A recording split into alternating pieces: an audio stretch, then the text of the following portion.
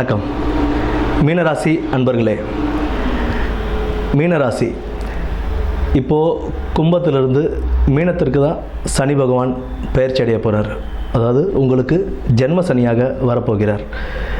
ஜென்ம சனியாக வரும்போது உங்களுக்கு 3ஆம் இடமான ரிஷபத்தையும் 7ஆம் இடமான கன்னியையும் 10ஆம் இடமான தனுசு ராசியையும் சனி பகவான் பார்க்குறார். இதில் 10ஆம் இடமான தனுசு ராசியை சனி பகவான் பார்க்கும்போது உங்களுக்கு தொழிலில் ஒரு நல்ல ஒரு முன்னேற்றத்தை ஏற்படுத்தி கொடுப்பார். கடின உழைப்பால் தொழிலில் ஒரு நல்ல முன்னேற்றத்தில் நீங்கள் நல்லபடியாக வர முடியும். 4ஆம் இடமான மிதுனத்துக்கு குரு பகவான் மே மாதத்தில் பெயர்ச்சி அடைய போகிறார்.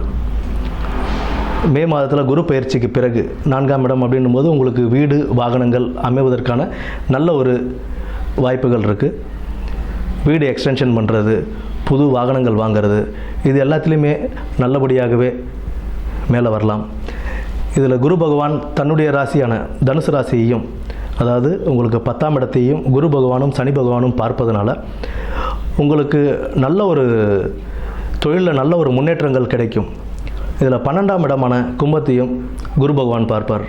அதாவது இத்தனை வருடங்களாக வெளிநாட்டுக்கு போகிறதுக்கு ட்ரை பண்ணிகிட்டு இருந்தவங்களுக்கு ஒரு நல்ல ஒரு பொற்காலமாகவே இந்த குரு பயிற்சிக்கு பிறகு உங்களுக்கு வெளிநாடு போக வேண்டிய யோகம் இது எல்லாமே நல்லபடியாகவே அமையும்.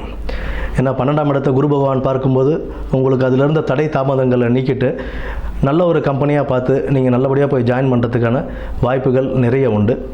ஏன்னா 10ஆம் இடத்தை சனி பகவானும் குரு பகவானும் சேர்ந்து பார்க்கறதுனால உங்களுக்கு தொழிலில் நல்ல ஒரு மேன்மைகள் கிடைக்கும்.